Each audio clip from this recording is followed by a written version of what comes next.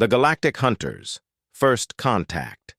The massive alien dreadnought materialized above Earth's atmosphere like a dark omen, its hull stretching 20 kilometers from bow to stern. Commander HFY of the Corvaxi Empire stood on the bridge, his 4 arms crossed as he gazed down at the blue marble below. His species had conquered 47 star systems, each one falling within days of their arrival. This primitive world would be no different. "Scan complete, Commander," reported his tactical officer, mandibles clicking with satisfaction. "Single habitable planet, primitive technology, chemical propulsion rockets, nuclear weapons in the early stages. They call themselves humans." HFY's laugh was a harsh rasp. "Humans, another species that thinks they rule their little rock." He turned to address his crew. All members of different conquered races now serving the Corvaxi. "Deploy the hunters. Let's see what sport these humans can provide." The cargo bays of the dreadnought opened like hungry mouths. From within emerged creatures that had become legend across the galaxy. The hunters were not born, but created, each one a fusion of the deadliest predators from a dozen worlds. They stood 3 meters tall on powerful legs, their bodies covered in adaptive armor that shifted color to match any environment. Their heads were elongated skulls filled with razor teeth, while their arms ended in retractable claws that could cut through starship hull plating. But these were not mindless beasts. Each hunter possessed the tactical intelligence of a Corvaxi general combined with predatory instincts that had been honed across countless hunting grounds. They were the Empire's ultimate weapon, deployed when conventional conquest proved too boring. The thrill was in the hunt, in watching inferior species scramble like prey before inevitable death. On Earth, every major government's sensors detected the alien ship simultaneously. In the Pentagon, alarms blared as Admiral Sarah Chen burst into the Situation Room. Screens showed the massive vessel holding position in high orbit, its weapons systems clearly visible to their satellites. "Options?" she demanded, her voice cutting through the chaos of shouting analysts and ringing phones. "Nuclear response is ready, ma'am," reported Colonel Martinez. "But our missiles can't reach that altitude effectively.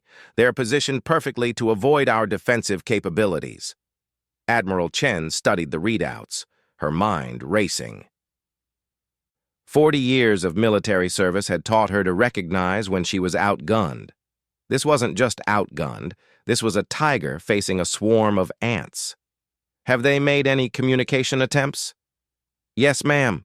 Signal coming in now." The main screen flickered, and Commander HFY's alien features appeared. His 4 eyes glowed with predatory amusement as he spoke in perfect English, his words somehow translated by technology beyond human understanding. "Primitive humans of Earth, I am Commander HFY of the Corvaxi Empire. Your world has been selected for a grand hunt. We have released 100 of our finest hunters onto your planet. They will stalk your cities, your forests, your hiding places. You have 72 of your hours to provide entertainment before we grow bored and reduce your world to ash." The transmission shifted to show the hunters being deployed in drop pods, each one screaming toward Earth like a falling star. "Do not disappoint us, humans. The last 12 species failed to provide adequate sport. We do hope you prove more interesting." The screen went dark, leaving the Situation Room in stunned silence. Admiral Chen felt the weight of 7 billion lives settling on her shoulders. Around the world, the same scene was playing out in every military command center, every government facility, every place where humans gathered to protect their own. The first hunter landed in downtown Tokyo at 0300 local time. Its pod cratered the intersection of 2 major streets, sending vehicles flying like toys. Steam rose from the impact site as emergency responders approached cautiously. The pod cracked open with a hiss, and something moved in the shadows within. Security footage from a nearby building captured what happened next. The creature that emerged moved like liquid death, its form shifting and adapting as it took in its surroundings. When the first police officers arrived, they found only empty vehicles and streaks of blood leading into the subway system. Similar scenes played out across the globe. London, New York, Moscow, Beijing. Each major population center received its own nightmare. The hunters adapted to their environments with terrifying efficiency. In the Amazon, they became living shadows among the trees. In the Arctic, they turned white as snow and struck like avalanches. In the deserts, they moved beneath the sand like massive, deadly serpents. Within 6 hours, every major military force on Earth was mobilized, but conventional weapons proved nearly useless. The hunters' adaptive armor absorbed small arms fire and deflected most explosives. Their speed and intelligence allowed them to avoid heavy weapons, and their ability to blend into any environment made them nearly impossible to track. Reports flooded in from around the world. A hunter had torn through an entire Marine battalion in Afghanistan before vanishing into the mountains. Another had infiltrated a nuclear facility in France, killing everyone inside before the reactor could be activated as a weapon against it. In Australia, one had somehow learned to mimic human voices, luring rescue teams into ambushes. The death toll climbed rapidly. Not just soldiers, but civilians caught in the crossfire or specifically targeted by hunters who seemed to take pleasure in causing terror. Videos appeared on social media before being quickly taken down. Glimpses of creatures that moved too fast to fully capture, leaving only destruction in their wake. In a secure bunker beneath the Pentagon, Admiral Chen convened an emergency meeting of the Joint Chiefs. The situation reports painted a picture of humanity's complete helplessness against an enemy they couldn't understand, couldn't predict, and couldn't kill. "Casualty reports?" she asked, dreading the answer. "Rising by the hour, ma'am. Conservative estimate puts us at 15,000 dead already, with that number doubling every 6 hours. At this rate..." Colonel Martinez didn't need to finish. Everyone in the room could do the math. General Thompson, head of Special Operations Command, leaned forward. "Ma'am, I have a proposal. It's unconventional, but we're dealing with an unconventional threat." Admiral Chen gestured for him to continue, willing to consider anything at this point. "We've been thinking about this wrong. We're treating it like a conventional war, but it's not. It's a hunt. They're predators, and they're hunting us for sport. But what if we turn one of our own predators loose?" "What do you mean?" General Thompson activated a secure terminal, bringing up a classified file. Staff Sergeant Marcus Kane, Navy SEAL Team 6, 34 years old, 15 years of active service. He's currently on medical leave after his entire team was killed in Syria 6 months ago. Officially, he's suffering from survivor's guilt and PTSD. Unofficially, the general paused, choosing his words carefully. "Kane isn't broken, Admiral. He's evolved. Whatever happened in that cave in Syria changed him. His psych evaluations show patterns we've never seen before. Enhanced spatial awareness, predictive combat instincts, resistance to stress that borders on superhuman. The psychiatrists want to study him, but I think we should unleash him." Admiral Chen studied Kane's file, reading between the lines of after-action reports that painted a picture of a soldier who had transcended normal human limitations. "What makes you think one man can do what entire armies have failed to accomplish?" "Because armies think like armies, ma'am. They use tactics, formations, predictable patterns. Kane doesn't think like that anymore.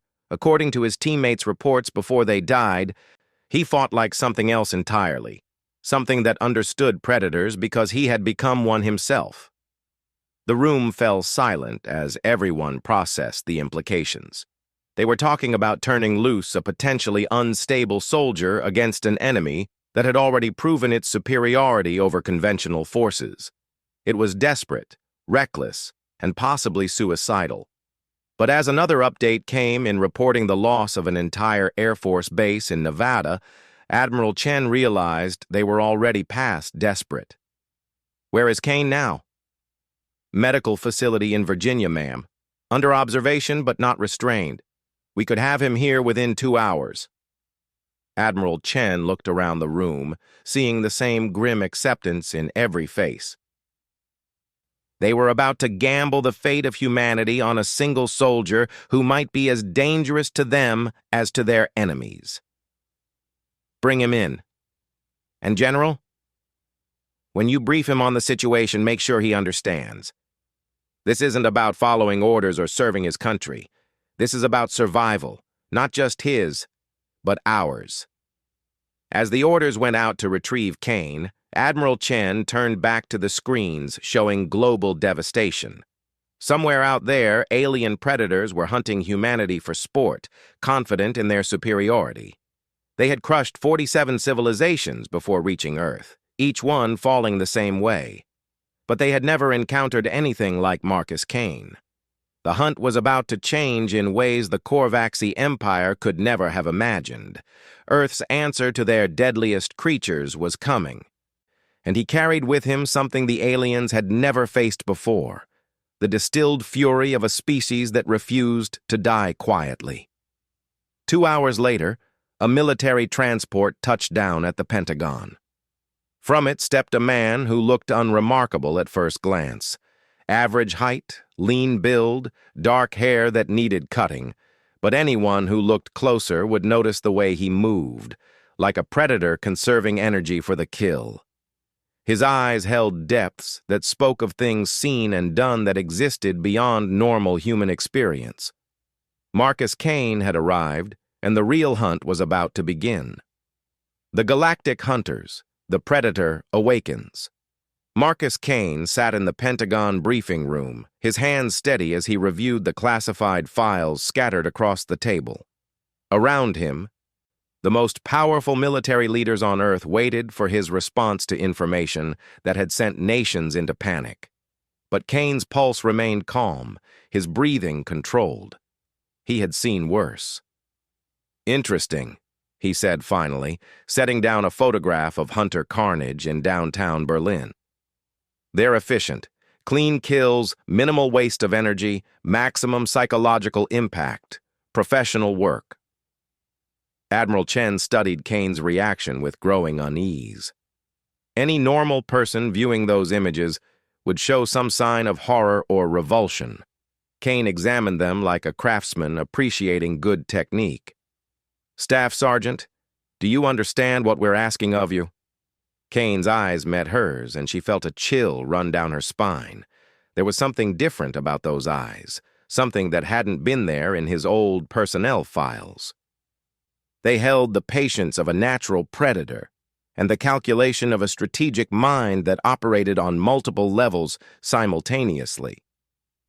"You want me to hunt the hunters," Kane said simply.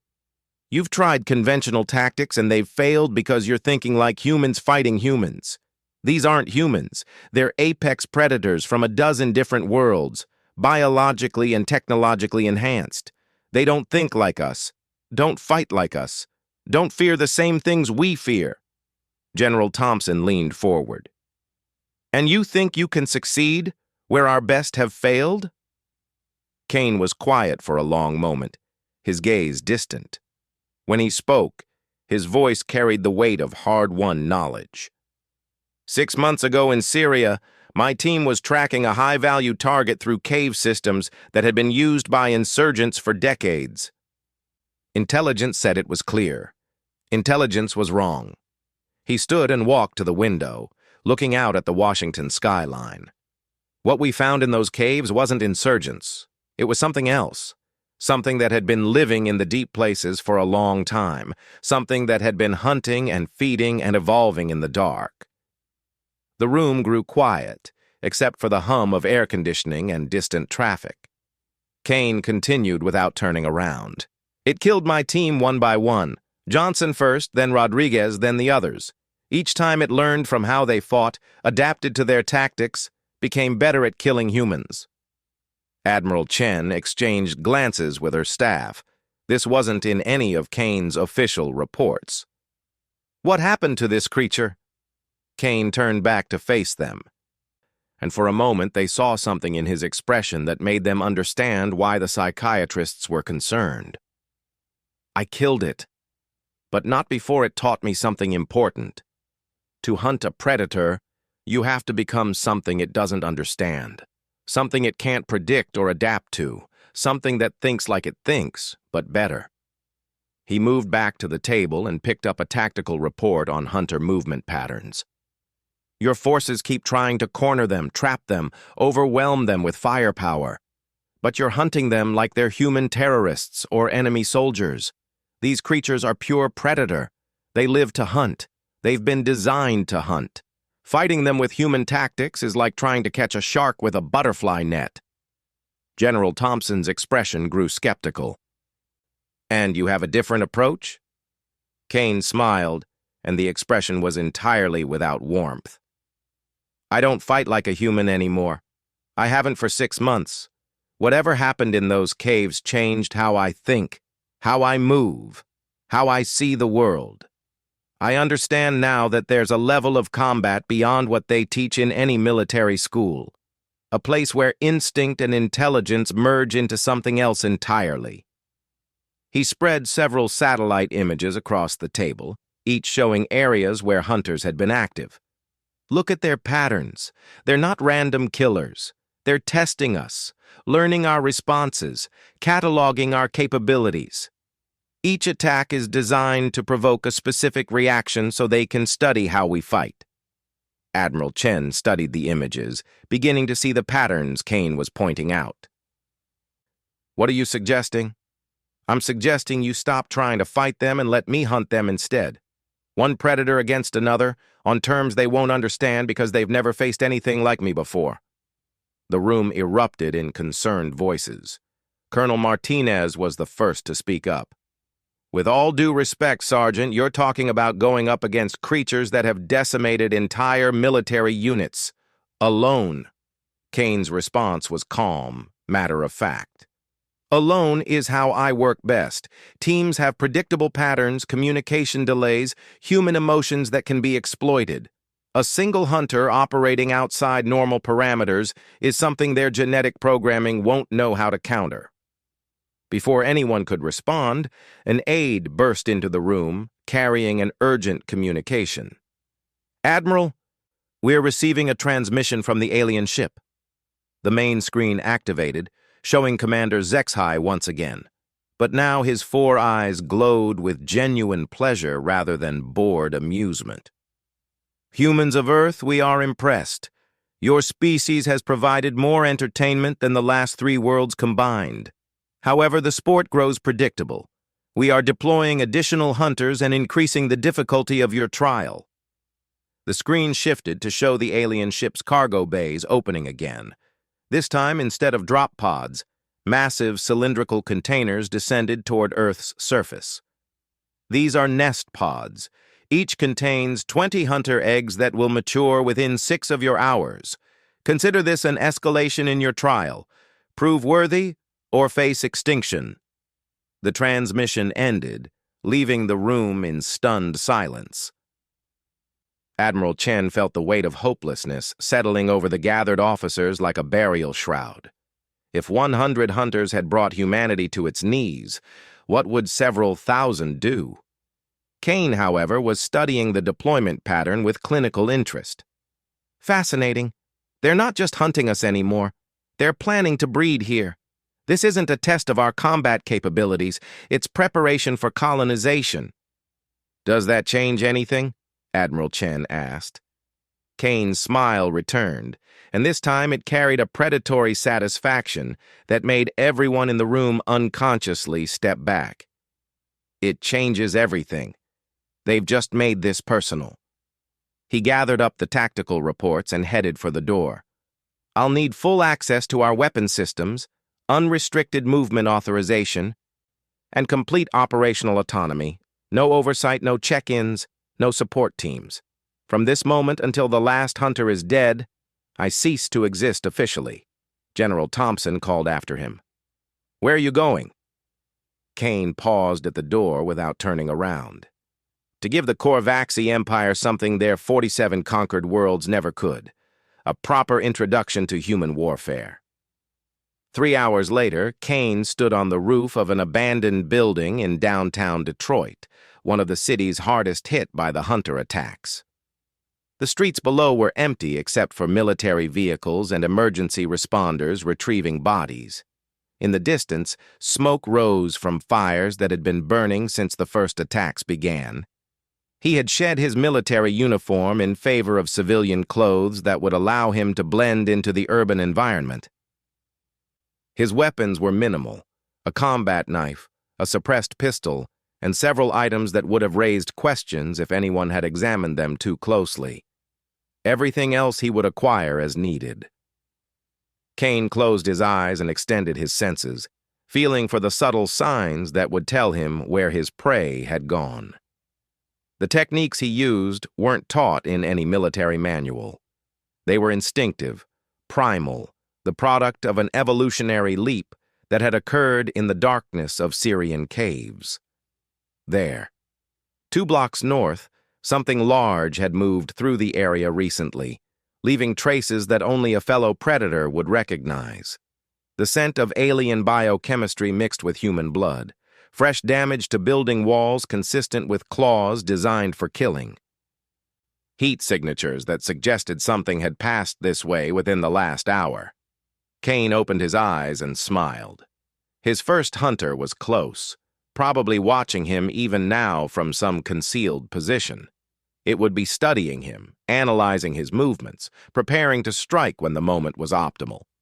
What it didn't understand was that Kane was doing exactly the same thing. He began walking north, his movements casual and apparently unaware. To any observer, human or alien, he looked like a survivor trying to move through dangerous territory. But Kane was actually laying a complex trap, using himself as bait to draw his opponent into a carefully orchestrated encounter. The hunter followed him for 6 blocks, maintaining perfect concealment as it analyzed this new potential victim. Its enhanced senses told it everything about Kane's physical capabilities, his weapon load, his apparent psychological state. According to every tactical algorithm in its enhanced brain, this human was no different from the thousands of others it had killed. That assessment proved to be a fatal error. Kane turned into an alley that appeared to be a dead end, seemingly trapped by his own poor navigation. The hunter moved into position above him, claws extending as it prepared for a quick kill. It dropped silently from a fire escape, aiming for Kane's neck with precision that would sever his spinal column instantly. Kane wasn't there. The hunter landed where Kane had been standing a moment before, its enhanced reflexes already analyzing what had gone wrong. Humans weren't supposed to be able to detect its approach. Humans weren't supposed to move with that kind of speed and precision. Humans weren't supposed to disappear like shadows. "Looking for me?" The voice came from directly behind the hunter, impossible close, carrying amusement that it had never heard from prey before. It spun with lightning speed, claws extended, only to find Kane standing just outside its striking range, completely relaxed and apparently unarmed. For the first time in its existence, the hunter experienced something resembling confusion. This human showed none of the fear responses it had been programmed to expect. Instead, he radiated the calm confidence of a superior predator, something the hunter's genetic coding told it was impossible. Kane studied his opponent with professional interest, noting the adaptive armor, the weapon-grade claws, the enhanced musculature that spoke of biotechnology beyond human capability. Impressive design work. Whoever built you knew what they were doing, but they made one critical error. The hunter attacked with speed that would have been invisible to normal human perception. Kane moved faster. The creature's claws passed through empty air as Kane flowed around its strike like water, his combat knife appearing in his hand as if materialized from nothing. The blade found the one gap in the hunter's adaptive armor that scans had revealed, a nerve cluster at the base of its skull where biological and technological components interfaced. The hunter dropped instantly, its enhanced nervous system shutting down as Kane's blade severed the connections that kept it functional. It had been killed by a single, perfectly placed strike that exploited a vulnerability its designers had never imagined anyone could discover. Kane knelt beside the corpse and activated a small device that would transmit the hunter's biological and technological specifications to every military installation on Earth. Within minutes, human forces would have the information they needed to start fighting back effectively. But Kane wasn't planning to wait for conventional forces to adapt. He had 99 more hunters to kill, plus whatever emerged from those nest pods, plus whatever other surprises the Korvaxi Empire might send. As he moved deeper into the urban hunting grounds, Kane felt something he hadn't experienced since Syria, the pure satisfaction of being exactly what evolution had designed him to be. The cave creature that had killed his team had been a teacher as much as an enemy, showing him what he could become if he was willing to leave his humanity behind and embrace something more primal. Above Earth's atmosphere, Commander ZXHY received the first reports of his hunter's death with mild interest. One human had managed a lucky kill, probably through some accident of terrain or equipment failure. It meant nothing in the larger context of the hunt. But as the night progressed and more reports came in, his interest turned to concern. Then to disbelief. Then to something the Korvaxi Empire had never experienced before in 47 conquests. Fear. Something was hunting the hunters, and it was winning. The Galactic Hunters, the Empire Falls. Commander ZXHY stood before the tactical display in his command center, his 4 arms trembling with rage and something he had never experienced before in 3 centuries of conquest. Genuine fear. The holographic map of Earth showed red indicators for each of his hunters, and those indicators were going dark one by one. 57 hunters. Dead. In less than 18 hours. "Impossible!" he hissed, his mandibles clicking in agitation. "Show me the termination data again." His tactical officer, a conquered Threnny whose species had fallen to the hunters 12 years ago, manipulated the controls with nervous precision. "Commander, the biological monitors all show the same pattern. Single combat encounters lasting less than 4 minutes each. Precise strikes to vital systems. No evidence of heavy weapons or multiple attackers." ZXHY studied the data with growing horror. Each hunter death followed an identical pattern. The creature would be tracking what appeared to be standard human prey, would close for the kill, and would then simply stop transmitting. No distress signals, no indication of superior firepower being used against them. They simply died, one after another, as if something was moving through them like a scythe through grain. "What intelligence do we have on this human?" The tactical officer brought up what little data they had managed to gather. "Designation appears to be Kane Marcus, former military specialist. Our surveillance shows a single individual moving between hunter locations, but the visual data is inconsistent." The screen showed a series of satellite images, each supposedly of the same human, but each one slightly different. In some, Kane appeared to be an ordinary soldier moving carefully through urban terrain. In others, he moved like liquid shadow, covering distances that should have been impossible for a biological entity. In several images, he seemed to flicker in and out of existence, as if reality itself couldn't quite keep track of his location. "Enhance Sector 7, ZXHY commanded. The image zoomed in on the latest hunter termination site. The satellite had captured the moment of encounter between hunter designation Crix 7 and the human target. Frame by frame, they watched as the 7-foot killing machine approached what appeared to be easy prey. Then, in a sequence lasting 1.3 seconds, the human simply changed. Where a normal human had been standing, something else took its place, something that moved like liquid lightning, that seemed to anticipate the hunter's attack before it began, that struck with surgical precision at points the designers had considered impossible to target. The hunter dropped, and the thing that had been masquerading as a human returned to its previous form as if nothing had happened. HFY's breathing apparatus cycled rapidly as he processed what he was seeing. Tactical analysis. What is this creature? The Threnny officer's voice shook as it spoke. Unknown, Commander. Biological scans still register it as human, but the combat capabilities are inconsistent with known human parameters. It demonstrates enhanced reflexes, predictive combat algorithms, and tactical awareness beyond anything in our species database. Could this be some kind of human enhancement program? Negative, sir. We scanned their entire technological base before beginning the hunt. They lack the biotechnology for this level of modification. Whatever this Kane entity is, it represents an evolutionary development our models did not predict. HFY turned away from the display, his mind racing. In 3 centuries of conquest, the Korvaxi Empire had encountered thousands of species across 47 star systems. Some had been technologically advanced, others had possessed superior numbers. A few had even demonstrated remarkable courage in the face of extinction, but none had ever produced anything like this. Deploy Hunter Prime units, he ordered. All 12 of them. The tactical officer stepped back in alarm.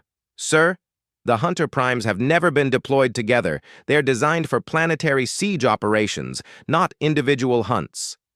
The energy requirements alone. Do it, HFY snarled. This human has killed 57 of our best hunters. It ends now. On Earth's surface, Marcus Kane stood in the ruins of what had once been downtown Chicago, surveying the aftermath of his latest encounter. Around him lay the remains of 7 hunters that had attempted a coordinated attack. Their adaptive armor had proved useless against his evolving understanding of their weaknesses, their enhanced speed meaningless against reflexes that seemed to operate outside normal temporal constraints. He knelt beside the largest corpse and extracted a small device from his equipment pack. The scanner hummed as it analyzed the alien biotechnology, adding new data to the comprehensive database he was building. Each hunter he killed taught him more about their creators, their capabilities, their limitations. More importantly, each kill was changing him further. The process that had begun in the Syrian caves was accelerating, driven by constant combat against opponents that forced him to evolve or die. He could feel his neural pathways restructuring themselves, his reflexes becoming more precise, his tactical awareness expanding to encompass variables that normal human consciousness couldn't process. Kane's communication device crackled to life. Kane, this is Pentagon Control. Are you receiving? He activated the device reluctantly. Contact with normal humans was becoming increasingly difficult as the gap between his evolved state and standard human consciousness widened. Kane here. Sir, satellite imagery shows massive energy signatures incoming from the alien ship. 12 contacts, much larger than previous deployments. ETA approximately 6 minutes to your location. Kane processed this information without surprise. His opponents had finally realized that standard tactics weren't working and were escalating to more serious measures. He had been expecting this development. Understood. Kane out. He switched off the communication device and began moving toward a more advantageous position. The abandoned skyscrapers around him would provide excellent opportunities for the kind of 3-dimensional combat he excelled at, especially against larger opponents who might have trouble maneuvering in confined spaces. 6 minutes later, the Hunter Primes landed. Each one was the size of a small building, standing 15 feet tall on legs that could crush concrete with each step. Their bodies were living fortresses of adaptive armor and integrated weapons systems. Unlike the standard hunters, these creatures had been designed for warfare rather than hunting. capable of engaging entire military units simultaneously. They deployed in perfect formation around Kane's last known position, their enhanced sensors sweeping the area for any sign of their target. Advanced tactical algorithms coordinated their movements, ensuring that no escape route remained open, no angle of attack uncovered. Kane watched them from his position 3 buildings away, studying their deployment pattern with professional interest. 12 opponents operating with perfect coordination, each one individually capable of destroying a city block. Any normal military force would have been crushed within minutes. Fortunately, Kane had stopped being normal months ago. He began moving.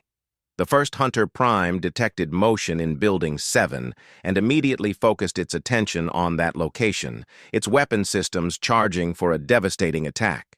The other 11 units repositioned to provide support, their formation shifting to accommodate the new threat vector. The building exploded outward as Kane burst through the reinforced wall 40 feet above street level, his trajectory carrying him directly toward the nearest Hunter Prime's head. To any observer, it would have appeared to be a suicide attack, a human throwing himself against overwhelming force with no hope of success. Kane landed on the creature's armored skull and simply disappeared.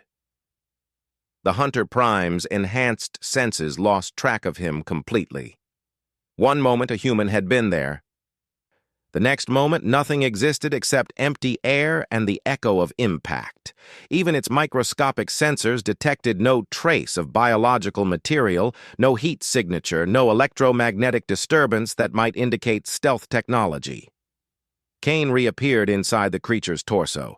He had somehow phased through 15 inches of adaptive armor as if it didn't exist, materializing within the Hunter Prime's internal cavity where biological and mechanical components interfaced to create consciousness. The creature's designers had never considered the possibility that an opponent might simply bypass their defenses by existing in a space where armor was irrelevant. Kane's combat knife found the central processing nexus, and the 15-foot killing machine collapsed like a marionette with severed strings. The remaining 11 Hunter Primes reacted with machine precision, their weapon systems targeting the space where Kane had appeared. Particle beams capable of vaporizing tank armor converged on his location from multiple angles, turning the air itself into superheated plasma. Kane wasn't there. He was moving between them now, flickering in and out of normal space-time in patterns that their tactical algorithms couldn't track or predict. Each appearance lasted just long enough for him to strike at another vital system before vanishing again, leaving another Hunter Prime dead or disabled. To the observers aboard the Korvaxi ship, it appeared as though their ultimate weapons were destroying themselves through some inexplicable malfunction. The human readings would appear for microseconds, always in impossible locations, always long enough to cause catastrophic damage, then disappear as if they had never existed. Within 8 minutes, all 12 Hunter Primes were down. Commander Zexhai stared at the tactical display in absolute horror as the last of his elite units went dark. Around him, his bridge crew maintained terrified silence, afraid to speak in the face of something that defied every principle of warfare their civilization had developed. "Analysis," he whispered. The Threnny tactical officer's voice cracked as it responded. "Unknown, sir. All units report simultaneous system failures at moment of contact with target. No conventional weapons signatures detected. Biological scans still show the target as human. But? Sir, the quantum scanners are detecting temporal spatial distortions around the target's location. It appears to be existing in multiple dimensional states simultaneously. This should be impossible for any biological entity." Zexhai felt something cold settle in his stomach as the implications became clear.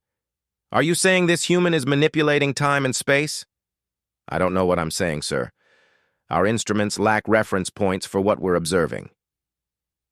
For the first time in his career, Zexhai faced the possibility of retreat. The Korvaxi Empire had never retreated from a hunt, never left a world unconquered. But they had also never encountered anything like this Kane entity. Before he could issue orders, alarms began screaming throughout the ship. His communications officer turned to him with panic in all four eyes. "Commander, we're detecting an unauthorized presence aboard the ship. Somehow, something has penetrated our shields and hull without triggering any defensive systems." Zexhai felt his blood freeze. "Location?" "Unknown, sir. The presence appears to be moving through the ship, but our sensors can't maintain a lock. It's in engineering. Now it's in crew quarters. Now it's—" The officer's voice died as realization struck him. "Sir, it's heading for the bridge."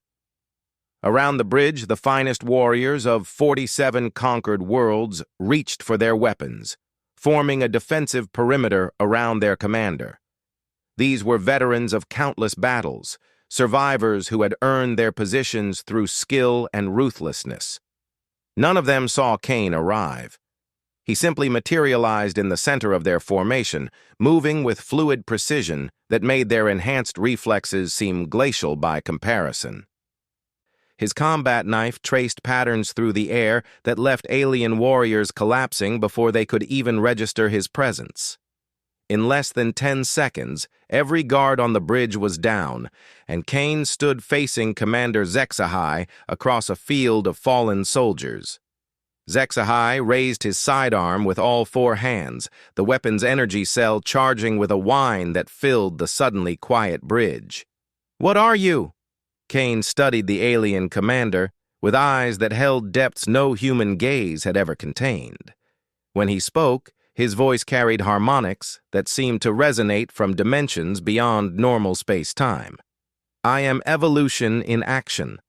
I am what happens when humanity is pushed beyond its breaking point and chooses to break through instead of breaking down. I am the answer your empire never expected to receive." He began walking forward, seemingly unconcerned by the weapon pointed at him. "You've conquered 47 worlds, killed billions of sentient beings, reduced entire civilizations to ash for your entertainment. You made one critical error in your calculations." Zexhai fired. The particle beam that could have destroyed a city block passed harmlessly through the space where Kane stood, as if he existed in a dimension where energy weapons had no meaning. Kane continued his advance. "You assumed that evolution was finished, that the species you encountered represented the final development of biological potential. But evolution never stops, Commander. It simply waits for the right pressure to create the next leap forward." The alien commander backed against his command console, his weapon useless against an opponent who seemed to exist outside the normal laws of physics. Impossible. Evolution doesn't work that way. Biological systems can't develop these capabilities. Kane smiled, and the expression held centuries of predatory satisfaction compressed into a single moment. Evolution doesn't care about impossibility. It only cares about survival. And you taught me something important about survival when you came to hunt my species. He was within arm's reach now, and Zexhai could see something in Kane's eyes that made him understand, finally, what his empire had awakened on the small blue world below. "You taught me that to hunt the ultimate predator, you have to become something beyond predation. Something that exists in the spaces between what is possible and what is necessary. Something that can reach across dimensional barriers to touch the heart of your ship." Kane's hand passed through the command console's armor as if it were air, his fingers finding the central processing core that controlled the massive vessel. "Something that can turn your own weapons against you." The Korvaxi dreadnought's main guns began to rotate, targeting the ship's own hull. Throughout the vessel, systems that had been designed to slaughter worlds turned inward, preparing to tear the great ship apart from within. Zexhai realized in his final moments that the Korvaxi Empire had never been conquering primitive worlds. They had been searching for something without knowing it, moving from system to system in an unconscious quest to find a species that would push back hard enough to force evolution itself to respond. They had found that species on a small blue world called Earth, and evolution's response was standing before him, wearing the face of a human, but carrying the power of something far beyond anything biology had ever produced. "Please," Zexhai whispered. "Mercy." Kane's expression softened, and for a moment he looked almost human again. "Mercy is exactly what you'll receive. Your empire dies here, but your species will live. Return to your home worlds. Tell them what you found on Earth. Make sure they understand that humanity is no longer a target for conquest." He turned away as the ship's systems began their terminal sequence. "Tell them that Earth is protected by something that makes your hunters look like children's toys. Tell them that we have evolved beyond their understanding, and that any who come seeking to hunt us will find themselves the prey instead." Kane vanished, leaving Zexhai alone on the bridge of a dying ship. The commander activated the emergency beacon that would carry his final message to Korvaxi space, a warning that would echo across the Empire and beyond. "To all ships, all fleets, all hunting parties of the Korvaxi Empire, Earth system is interdicted by order of the High Command. Any approach to human space is forbidden. The hunters have become the hunted. The prey has evolved into something beyond our comprehension." The transmission ended as the dreadnought tore itself apart in a chain reaction of spectacular explosions. Debris rained down on Earth's atmosphere like falling stars, a funeral pyre for the greatest predators the galaxy had ever known. On Earth's surface, Marcus Kane stood in the ruins of Chicago and watched the alien ship destroy itself above him.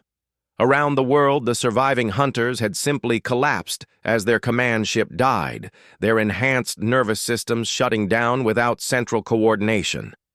Admiral Chen's voice crackled over his communication device. "Kane, satellite confirms total destruction of the alien vessel. What's your status?" Kane considered the question carefully. His body still registered as human on their scanners, but he could feel the changes continuing to occur within him. The combat had accelerated his evolution beyond anything he had experienced before, pushing him into territories of consciousness and capability that had no names in human language. "Status unclear," he replied honestly. "The immediate threat has been neutralized. But Admiral, I don't think I can come back. I'm not sure there's enough of Marcus Kane left to return to normal human society." "What do you mean?" Kane looked up at the stars, his enhanced perception already detecting the subtle distortions that suggested other ships were watching Earth from a distance. Word of humanity's new protective status was spreading across the galaxy, carried by survivors of the Korvaxi fleet. "I mean that Earth is safe, Admiral. More than safe. But the protection comes at a cost. I've become something that stands between our world and the universe beyond it. Something that exists in the spaces where human ends and something else begins." He began walking toward the edge of the city, moving into the wilderness where he could continue the evolution that had only just begun. Behind him, rescue teams would begin the process of rebuilding civilization, secure in the knowledge that their world was protected by forces beyond their understanding. Above them, among the stars, predatory species that had once viewed humanity as potential prey quietly marked Earth system as forbidden territory. The hunters had found something they couldn't hunt, something that had turned the very concept of predation inside out and redefined what it meant to be at the top of the food chain. Marcus Kane disappeared into the wilderness, carrying with him the distilled fury of a species that had refused to die quietly. Evolution had answered the galaxy's challenge, and the answer was walking away into places where normal matter and energy had no meaning. The hunt was over. Humanity had won not through superior technology or greater numbers, but through the simple refusal to remain what they had been when faced with extinction. And in the depths of space, ancient civilizations that had survived for millions of years by avoiding dangerous prey quietly added a new entry to their databases. Earth, occupied by apex predator. Approach forbidden.